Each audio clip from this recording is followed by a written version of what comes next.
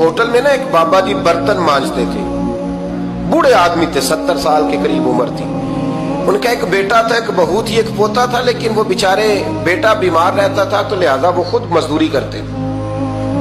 कहते एक दिन वो बाबा जी मेरे पास आए, कहने लगे मेम साहब 2-4 दिन की छुट्टी चाहिए। तो मैंने कहा खैरियत है? कहने लगे मैडम मेरा बेटा फौत हो गया। बेटा, आपको पता है बाप का जनाजा पढ़ना आसान है, बेटे का जनाजा उठाना बड़ा मुश्किल काम।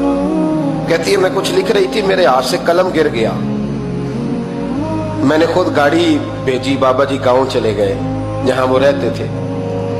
कहती 2-3 दिन के बाद मैं और मेरा शौहर गए तो रास्ते में हम बातें कर रहे थे कि क्या ताज़ियत करेंगे, एक ही बेटा था, कोई रिश्तेदार भी नहीं, तो उसकी तो कायनात उजड़ गई, किन लफ्जों से उसे ताज़ियत क्या कहेंगे। कहते जब हम गए तो वो टूटी हुई चटाई पे बैठा था, कुछ लोग करीब थे, हमने जाके कहा बाबा आप मुसलमान हैं, हम आपको क्या नसीहत करें, एक ही बेटा था, कि किस तरह करके हम आपको तसल्ली दें। तो कहते उसने आंखें खोली, बूढ़ी आंखों में ईमान की रोशनी, कहने लगा बीबी क्या ताज़ियत की बात करती हो, मैंने कोई पैसे जमा करा के बेटा लिया था, खुदा ने फजल से दिया था, अदल से ले गया है, मैं अपने रब के फैसले में बड़ा राजी हूं। अल्लाह अकबर। वो खातून कहती है कि वो बाबा जी से मैंने कहा कि चलो आप 1 महीने की छुट्टी कर ले, तो कहने लगा नहीं मैडम मैं मुसलमान हूँ, मुफ्त की रोटी नहीं खाता, मजदूरी करके खाता हूँ, मैं इंशाल्लाह 2-3 दिन के बाद काम पे आ जाऊंगा। कहते वो चंद दिनों के बाद आ गया, अल्लाह की कुदरत के अभी 2-3 माह गुजरे थे, फिर आया, मैडम छुट्टी चाहिए कुछ दिनों की। मैंने कहा खैरियत है? कहने लगे वो मेरी बहू भी हार्ट अटैक से फौत हो गई। कहते अब मैं भी तड़प गई और ईसाई हो कि मेरी आंखों में आंसू आ गए। मैंने कहा घर का दरवाजा बंद हो गया, अब ये बेचारा क्या करेगा। वो अपने शौहर के गम में हार्ट अटैक से फौत हो गई। कहते हम फिर 2-3 दिन के बाद ताज़ियत के लिए गए, फिर टूटी हुई चटाई, बूढ़ा ना अपनी उंगलियों से जमीन पर कुछ बना रहा। कहते करीब गई और मैंने जाके कहा बाबा अब तो तसल्ली आपने खुद ही करनी है, जो निजाम था वो तो हो गया। तो कहते हैं फिर उसने आंखें खोली, आसमान की तरफ देखा तो कहने लगा बेटी कोई परेशानी नहीं, मेरा बेटा बगैर शादी के भी तो फौत हो ही सकता था ना, बस मेरे मालिक ने जब चाहा जैसे चाह हुआ, मैं इंशाल्लाह 2-4 दिन के बाद काम पे आऊंगा। ये मेरा 3-4-5 साल का पोता है, अभी स्कूल दाखिल हुआ है, मैं साथ ले आऊंगा, वहां मेरे साथ ऊपर क्वार्टर में जहां मैं रहता हूँ ये भी रहेगा।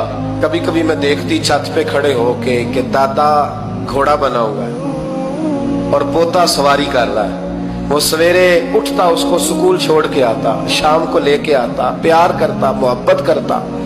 तीसरी मंजिल पर हमने क्वार्टर दिया हुआ था, वहां दादा पोता रहते। अल्लाह तू बड़ा बेनियाज है। कहती है इकबाल एक दिन ना पोता ऊपर वाली मंजिल पे खेल रहा था, उसका पैर फिसला, वो गर्दन के बल जमीन पे गिरा, मुझे खबर हुई तो मैं दौड़ी, एम्बुलेंस मंगाई, खून से लिथड़े हुए उस बच्चे को दादे ने अपनी गोद में रखा।